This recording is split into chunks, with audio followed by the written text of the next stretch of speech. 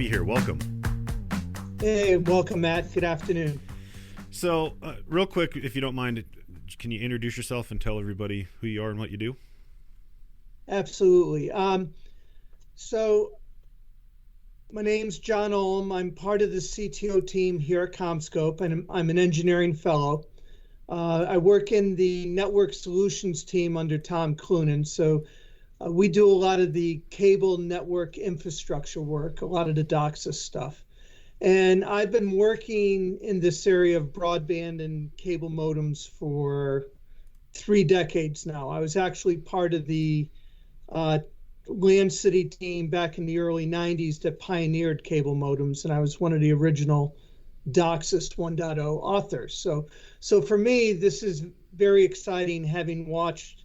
We're in our 6th generation of DOCSIS product today. So watching the broadband industry, just grow over the years has been really, really amazing to watch. One of the really cool things about this industry is you go about life and do your things. You see your friends, your kids grow up, and your friends' kids grow up, and things like that. And now you're in a position to where you're watching your broadband technology grow up, and you see all these different versions and iterations of it. That's really cool. That's an awesome story. I love to hear that. Yeah. So the main reason I wanted to bring you in and talk about this is because for some reason we keep having these recurring conversations about pandemics and COVID this year, which I don't think we're going to escape it for a while, but you put some blog posts together that actually talked about tracking the bandwidth consumption throughout the year 2020, and the blog post was awesome. I mean, there's a lot of great information in there. I'll leave a link to that in the description of this. But yeah, it was very well done. But it's really interesting because there's data points in here that the average consumer probably isn't paying attention to too much. And I don't want to spoil it for you, but when you started going through all this data and looking at what was going on throughout the year, what was the most, I guess, shocking or eye-opening, data point or metric that you saw come from these studies? So to back up for a second, so we've been tracking broadband traffic usage per subscriber for 12 years now. So this is something that is very unique in the industry, and something that we've been looking at all along. And for the last 11 years, up until the pandemic, the downstream has been pulling away from the upstream. So downstream growth, that's traffic going to the home, has been growing. It used to be growing 40 to 50% a year, and then it's kind of slowed down to 30 to 40%. While upstream traffic from the home to the cloud had only been growing at 15 to 20%. So they were really diverging. And with the pandemic, the thing that really stuck out is how the upstream all of a sudden took a giant leap forward. It was like 60% growth year over year. And so it kind of, after years of lagging behind, it just kind of snapped up a bit. And that was probably the big thing from my perspective anyway. That was the one thing that stuck out to me as well. And I guess it shouldn't be very shocking when you look at what folks are now doing with their bandwidth, right? You have video content that's going up, and you have audio content that's going up, and things like that. I mean, it's no longer just downloading your emails and downloading documents, and now you're having to push more traffic up. So that was really shocking to me. And I mean, you don't sit around and call it a pandemic for no reason. It's when you look at operators and the telcos out there that are carrying this traffic throughout the country and throughout the world, you'd think to go out and just light some additional fiber for everybody is a piece of cake. It's really not. I mean, it's it's not only are we in the middle of these bandwidth crunches that we see going on, but we're also in a silicon shortage. So getting the hardware out there in place to be able to do these things becomes a bigger problem. So it was just really, really interesting to go through and look at this and see, what's kind of happening. Now, I wonder, I guess the one thing I kind of wonder about too is when you look at all of this, I guess overall when the bandwidth is growing, is it exponentially growing if you look at the whole pie chart, right? So you take a corporate office environment. Well, that usage has decreased probably significantly unless it's coming out of a data center, but then you take the home usage on it. Are you seeing big exponential growth in bandwidth consumption overall, or is it just you're seeing it in these different little slices? So the data points that we're gathering are really residential focused. We're going to we've selected four cable operators in North America. Two of them are very large, two are moderate to small in size, because we wanted to get a good demographic across different types of operators. But this is the average peak hour usage that they're seeing across their entire cable modem base. So we're talking tens of millions of homes, but it really is primarily residential usage. Some cable modems may be in small businesses, but so this particular study, we don't have any insights into what the enterprise usage is. So I know one thing that you pointed out in the blogs too was that there's a ratio that's taking into effect when you look at these bandwidth usages. So upstream versus downstream. And anybody that's gone out and purchased broadband at home understands you have an upstream and a downstream speed. And before 2020, they probably didn't know what that was or care. But now we're in that world. So when you take this data and put it together, how are the MSOs and how is you and your team using this data to kind of future-proof and plan? So very interesting. Matt Tooley of the NCTA has been working in Washington, D.C. on Capitol Hill with a lot of legislation. So he actually reached out to us to get more details on our study. And some of the politics that's going on is people have realized that there's a digital divide.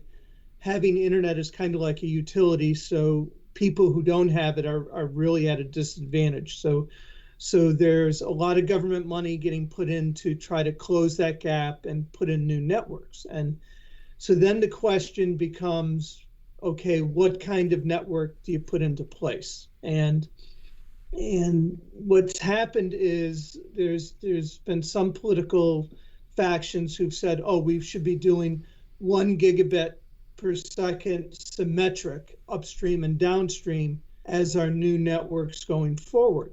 And the reality is, if you look at the usage, even though the upstream jumped 60%, before the pandemic, the downstream was maybe 15 times higher than the upstream.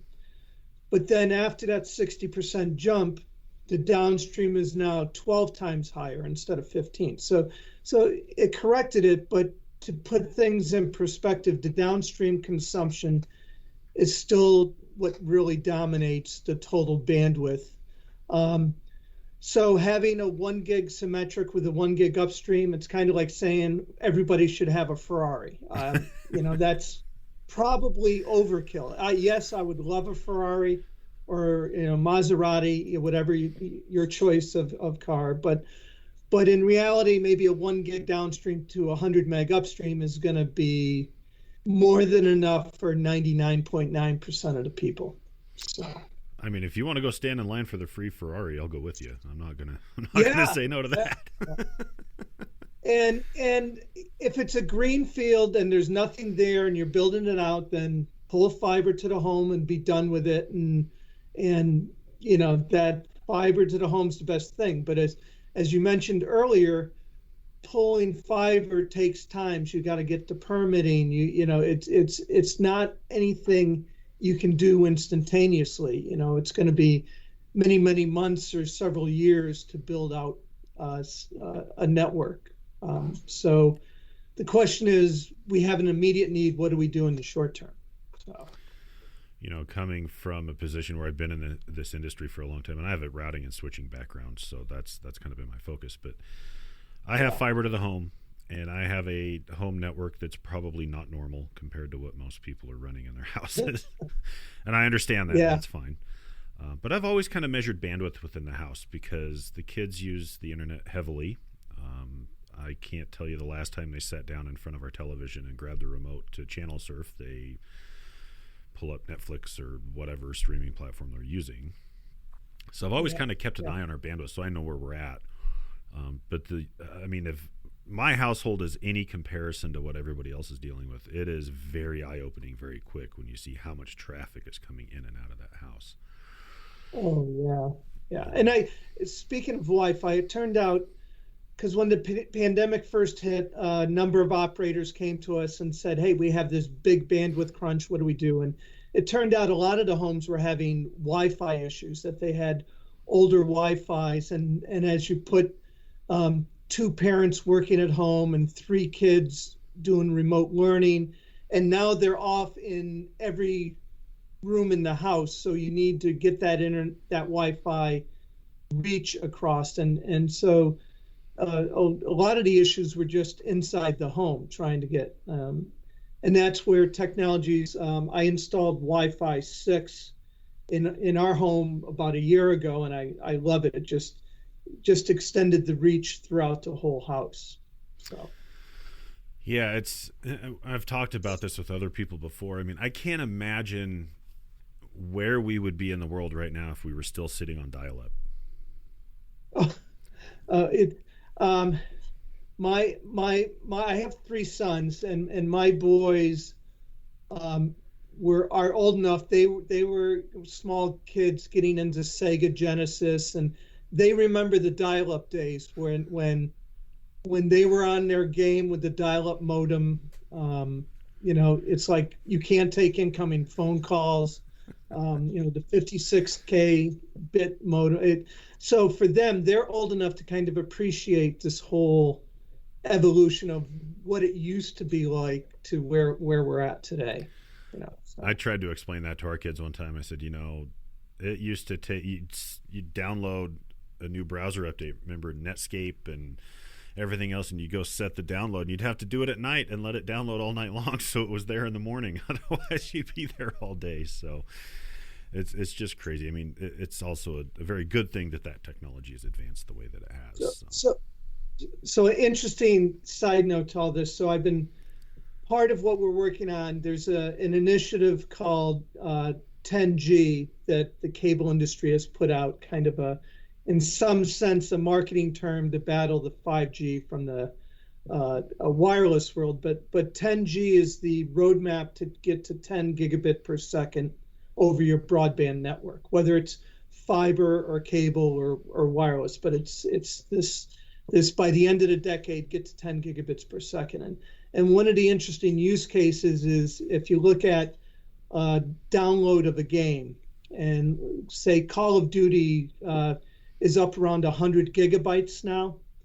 And if you have 100 megabit broadband service and you can run that flat out, it would take you 2.5 hours to do that download. And I think with the 10 gigabit link, it downloads in like 90 seconds or something like that. So it's, yeah. So it just changes your perception of bandwidth and using bandwidth, and that instant having stuff immediately, not go away for 2.5 hours and come back and hope it didn't fail. Yeah, it's interesting because a lot of the content that we've done, whether it be a podcast or a live stream or video content, has really kind of been driven towards a lot of the consumers too, because especially when you're looking at living in a pandemic and everybody's saying, oh, my internet sucks or my Wi-Fi sucks, and trying to educate them a little bit more. I mean, you look at 4K video, right? If you're gonna stream 4K video, you need about 25 megasecond, whereas most people have an average around 300-400 megasecond in their house. So they're worried that they're not getting that, or what's advertised they're not getting, and then you have to explain all of the different things that go into that. It's a challenge, but it's also one of those things to where you want to make sure that people are armed with information and educated so they understand where things are and what's going on. Yeah. 4K video is interesting. I'm waiting. If we look at broadband growth over the years, it kind of comes and goes in spurts. It's like it'll pick up and then it'll flatten out for a little bit and then it takes off again. And I'm kind of waiting. I think we have enough 4K TVs. Once we start getting a lot more 4K content being available, I think that's going to, maybe in a year, 2, 3, kind of generate another surge in downstream bandwidth as people start consuming at these really ultra high def resolutions. Yeah, I mean that's the one thing, right? Is the pipes get a little bit bigger as we go, but the content gets so much larger too. I've been toying around with stuff now, trying to get alpha channels built into movie projects, and it's amazing how big those files get when you do that. I mean, you're looking at a 50 meg file for something that loops, and it's 10 seconds long. It's crazy. So the file sizes just kind of start to blow your mind a little bit. I was going to ask you, so you said that you've been, kind of the study with bandwidth tracking and utilization has been, you said it's started about 12 years ago. Is that correct? Yeah, for getting data from these particular MSOs. So I've been looking at bandwidth utilization since pretty much I got out of college. This was back token rings versus Ethernet. I worked before cable. I worked in the token ring industry, so I was constantly looking at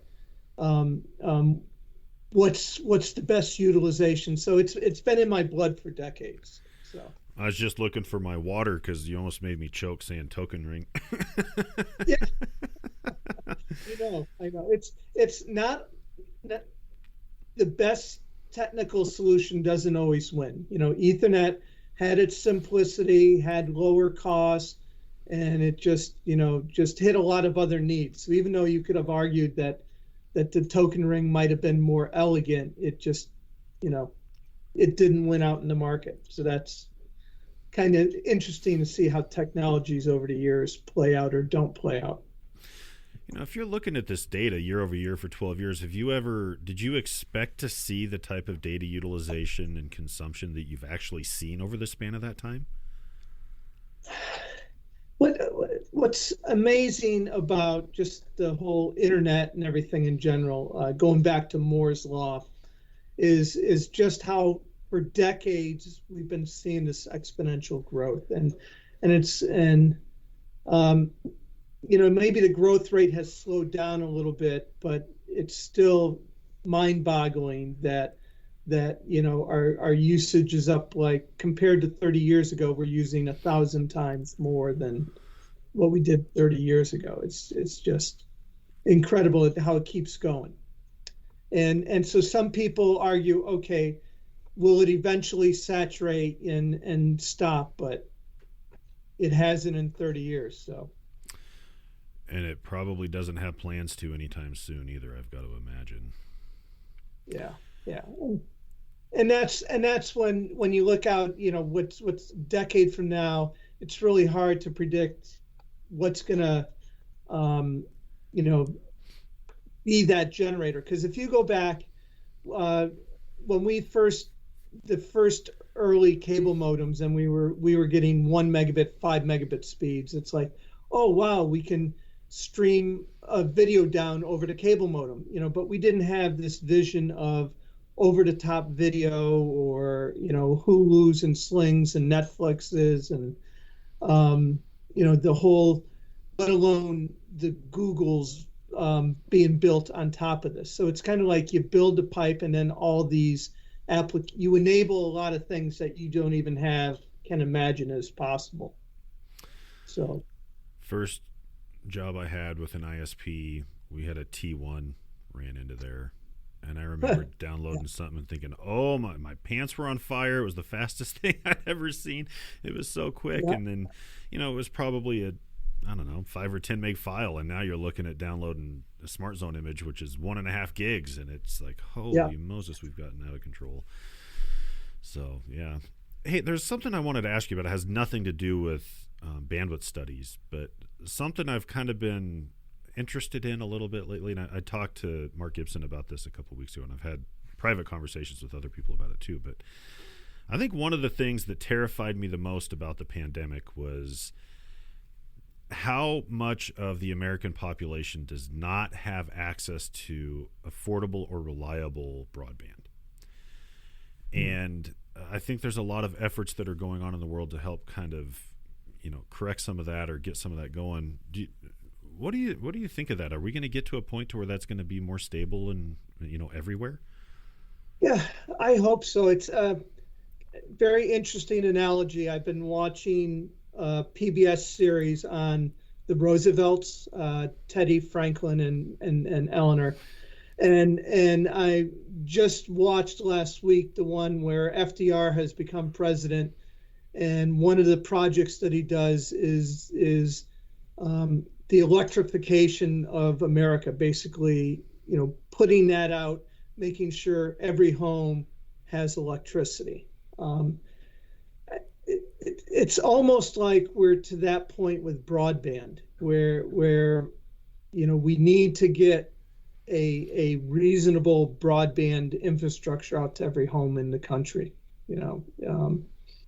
It may not be our 1 gigabit symmetric Ferrari, but yeah, if you have 25 or 50 meg downstream kind of speeds, you can do a lot with that. So I'm hopeful that we'll get there. Obviously, politics will get in the way, but despite that, I hope we really make good progress at closing that gap. You say that like we live in a country that isn't completely politically polarized. Yeah, that's discussion for another day. Yeah, right.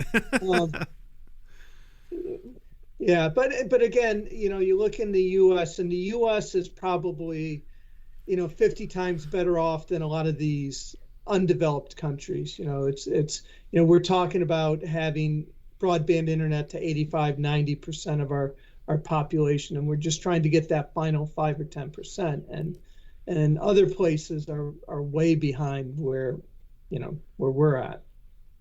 It's not an easy feat. I mean, when you look at the infrastructure that has to be built just to support that, it's a massive undertaking. I mean, it's not a small thing at all.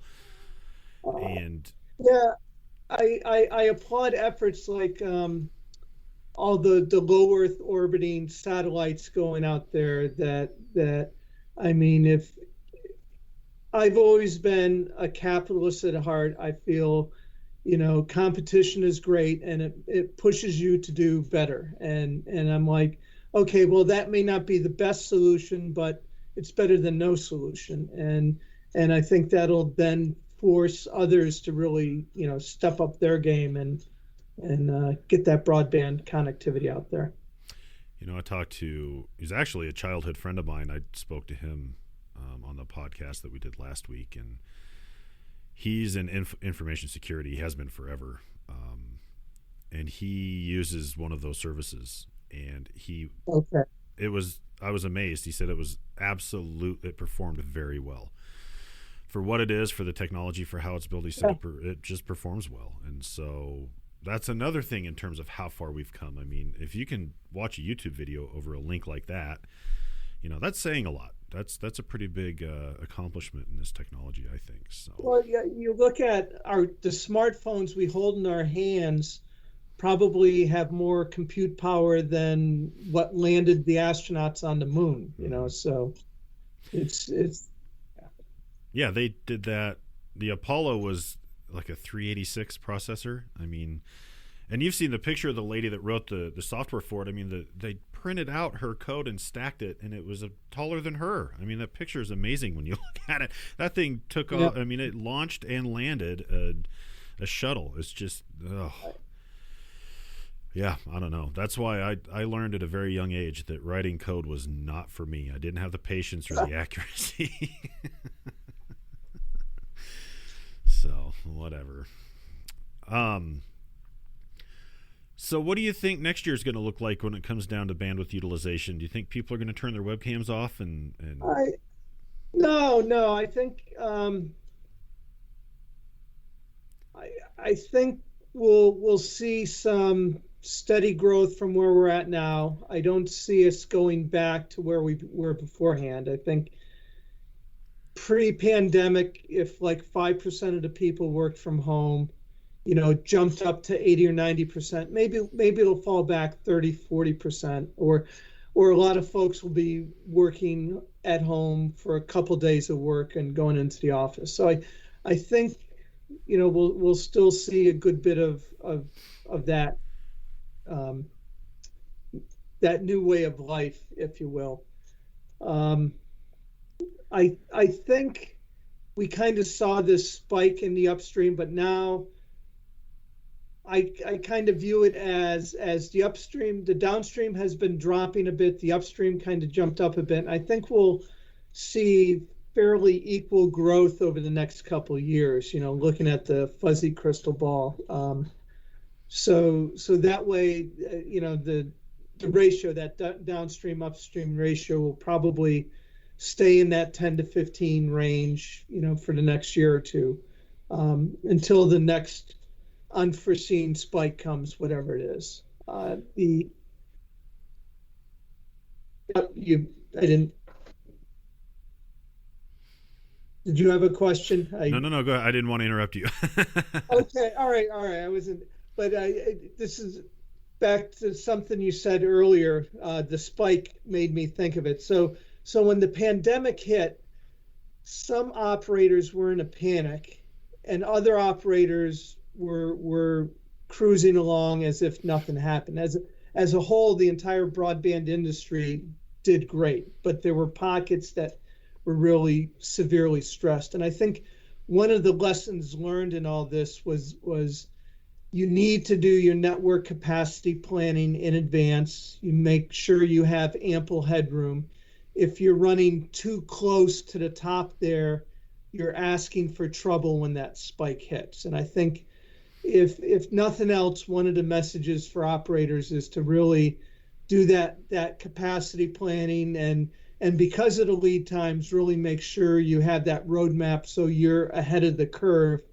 And if you get one of these jolts, you'll be able to handle it. And the operators who had worked closely with us on the planning did very well throughout the pandemic. One thing that's interesting too is you said you just upgraded everything to Wi-Fi 6. When you sit there and look at it, did you realize how many clients you had on your Wi-Fi network when you started working on it?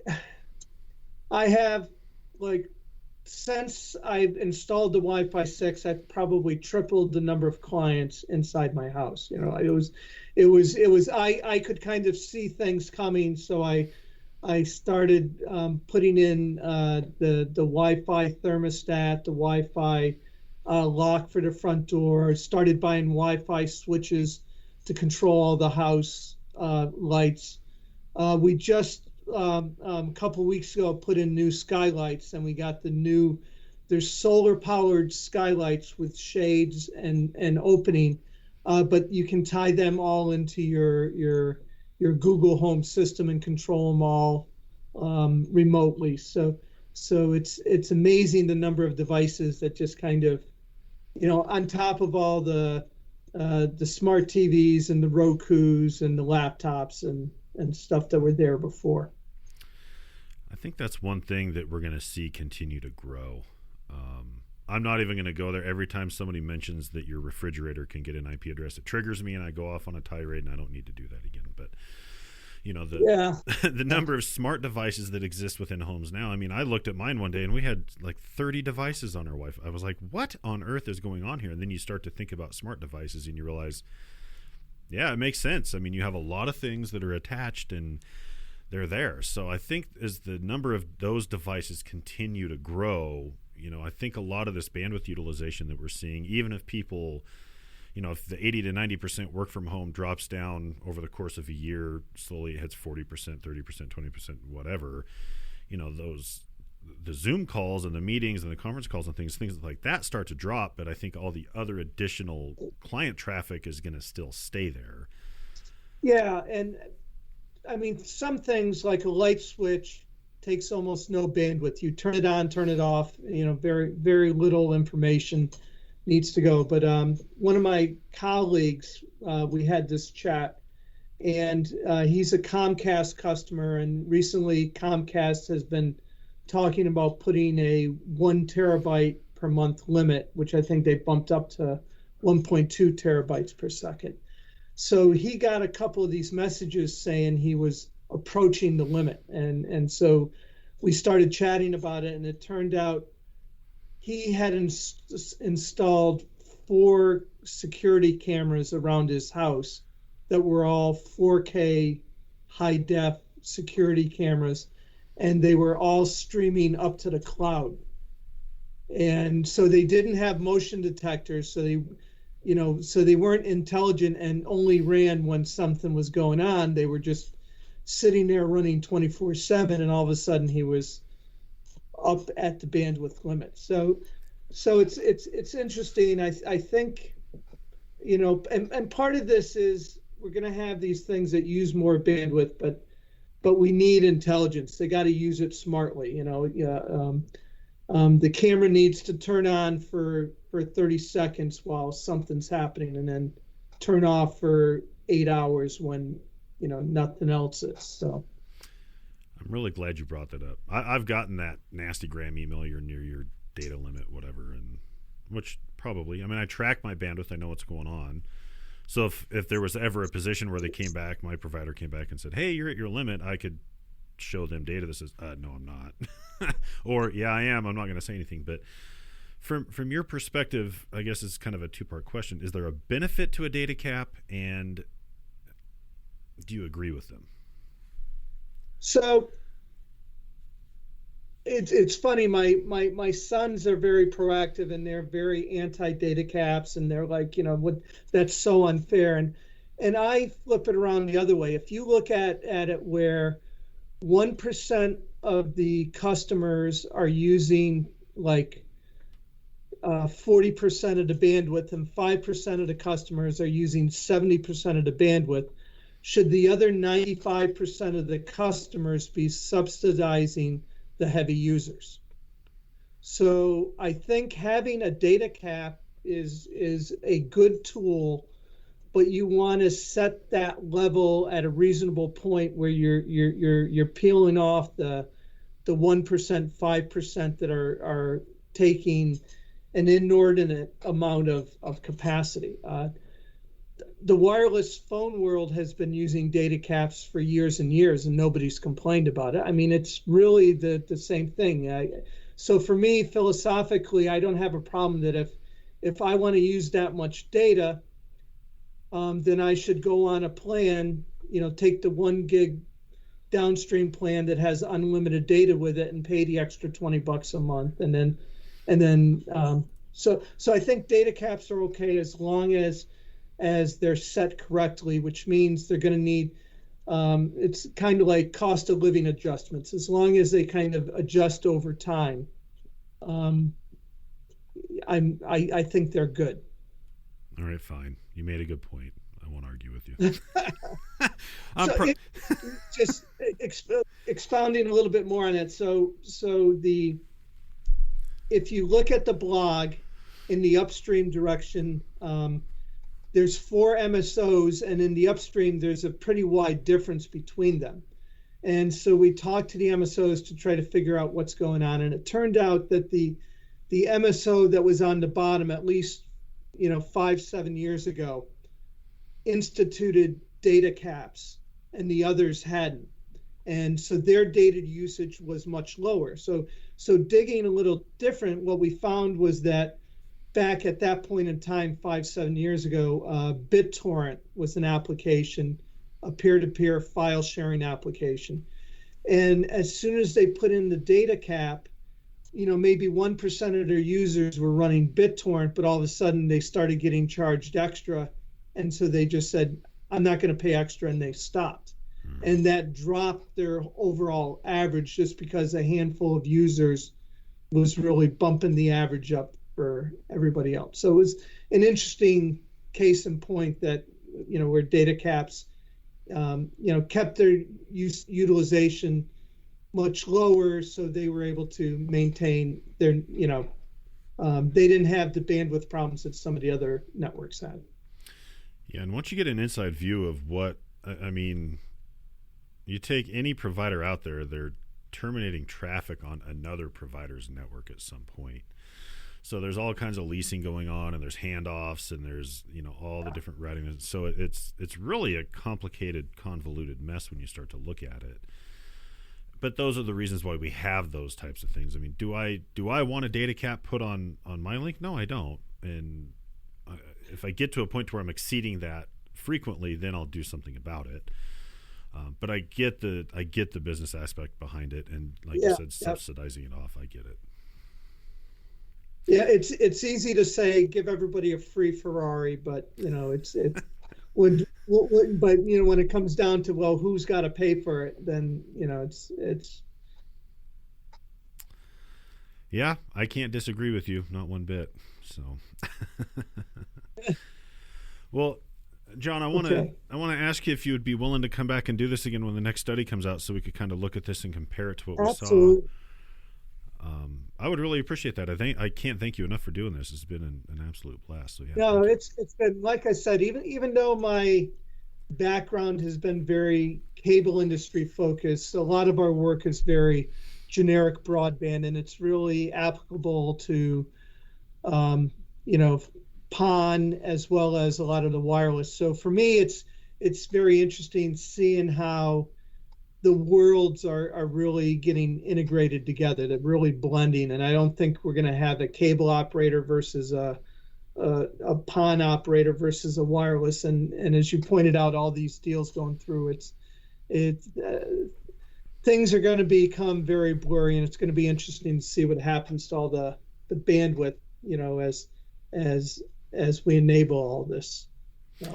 So thanks, Matt, for having me on today. I really enjoyed it. Thank you. Standing invite anytime, so I really appreciate it. Very good. Awesome. All right. Thanks. See you, everybody.